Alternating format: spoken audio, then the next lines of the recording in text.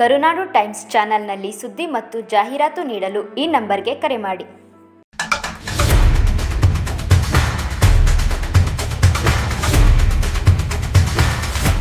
ನನಗೆ ಚಿಕಿತ್ಸೆ ನೀಡಿ ಎಂದು ನೇರವಾಗಿ ಜಿಲ್ಲಾಸ್ಪತ್ರೆಗೆ ತೆರಳಿದ ಮಾನಸಿಕ ಅಸ್ವಸ್ಥ, ಕಿವಿಗೆ ಹಾಕಿಕೊಳ್ಳದ ವೈದ್ಯರು ಮತ್ತು ಸಿಬ್ಬಂದಿಗಳು. ಹೌದು, ಬೆಂಗಳೂರು ದಕ್ಷಿಣ ಜಿಲ್ಲೆ ಇಂದಿನ ರಾಮನಗರ ಜಿಲ್ಲಾಸ್ಪತ್ರೆಗೆ ಚಿಕಿತ್ಸೆಗಾಗಿ ಮಾನಸಿಕ ಅಸ್ವಸ್ಥನೊಬ್ಬ ನೇರವಾಗಿ ಆಸ್ಪತ್ರೆಗೆ ಬಂದಿದ್ದಾನೆ. ಮಾನಸಿಕ ಅಸ್ವಸ್ಥನೊಬ್ಬ ಚಿಕಿತ್ಸೆಗಾಗಿ ಆಸ್ಪತ್ರೆಗೆ ತೆರಳಿದ್ದರೂ ಸಹ ಅಲ್ಲಿಯ ವೈದ್ಯರು ಚೀಟಿ ತೆಗೆದುಕೊಂಡು ಬಾ, ನೀನು ಯಾರನ್ನಾದರೂ ಕರೆದುಕೊಂಡು ಬಾ ಎಂದೆಲ್ಲ ಹೇಳಿದ್ದಾರೆ. ಸಿಬ್ಬಂದಿಗಳು ಸಹ ಅದೇ ರೀತಿ ವರ್ತಿಸಿದ್ದಾರೆ. ಮೊದಲೇ ಮಾನಸಿಕ ಅಸ್ವಸ್ಥನಾದ ಆತ ಕೂಗಾಡಿದ್ದಾನೆ.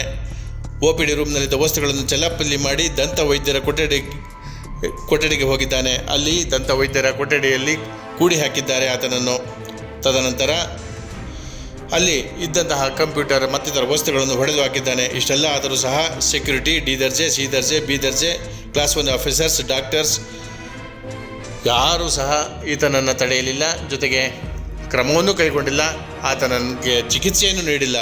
ತಕ್ಷಣವೇ ಆತ ಏಪ್ರಾನ್ ಒಂದರ ಡಾಕ್ಟರ್ ಧರಿಸುವ ಕೋಟನ್ನು ಎತ್ತಿಕೊಂಡು ಹೊರಗೆ ಬಂದಿದ್ದಾನೆ.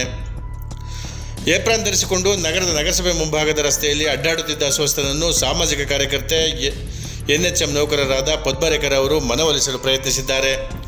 ಪ್ರಯತ್ನ ಸಫಲಗೊಂಡ ನಂತರ ಏಪ್ರಾನ್ ಪಡೆದು ಆಂಬ್ಯುಲೆನ್ಸ್ ಮೂಲಕ ಆಸ್ಪತ್ರೆಗೆ ಕರೆದೊಯ್ದು ಚಿಕಿತ್ಸೆ ಕೊಡಿಸಲು ನೆರವಾಗಿದ್ದಾರೆ.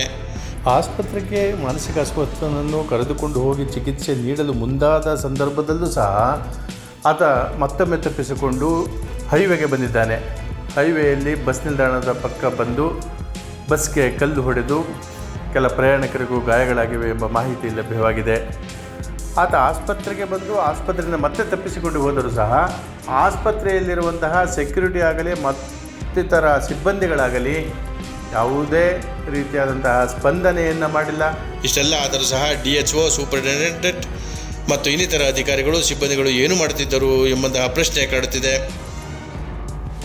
ಜಿಲ್ಲಾ ಶಸ್ತ್ರಚಿಕಿತ್ಸಕರು ಅಂದರೆ DS ಅವರು ಯಾವುದೇ ಕ್ರಮವನ್ನಾದರೂ ಕೈಗೊಂಡಿದ್ದಾರೆಯೇ? ಆಸ್ಪತ್ರೆಯಲ್ಲಿ ಏನೆಲ್ಲ ನಡೆಯುತ್ತಿದೆ ಎಂಬುದು ಸಾರ್ವಜನಿಕರ ಯಕ್ಷ ಪ್ರಶ್ನೆಯಾಗಿದೆ. ಯಾರಿಗಾದರೂ ಯಾವುದೋ ಆಯುಧದಲ್ಲಿ ಹೊಡೆದಿದ್ದರೆ ಏನು ಮಾಡಬೇಕಾಗಿತ್ತು? ಈ ಆಸ್ಪತ್ರೆಯಲ್ಲಿ ಸಾರ್ವಜನಿಕ ಸಂಪರ್ಕಾಧಿಕಾರಿ ಅಂದರೆ PRO ಇಲ್ಲವೇ? ಅವರೇನು ಮಾಡುತ್ತಿದ್ದರು? ದೊಡ್ಡ ಆಸ್ಪತ್ರೆ ಹೀಗಾದರೆ ಮಿಕ್ಕುಳಿದ ಆಸ್ಪತ್ರೆಗಳ ಕಥೆ ಏನು? ಇದಕ್ಕೆ ಸಂಬಂಧಪಟ್ಟಂತೆ ಜಿಲ್ಲಾ ಶಸ್ತ್ರಚಿಕಿತ್ಸಕರು ಮತ್ತು ಜಿಲ್ಲಾ ಆರೋಗ್ಯಾಧಿಕಾರಿ ಏನು ಮಾಹಿತಿ ನೀಡುತ್ತಾರೆ? ಕಾದು ನೋಡೋಣ.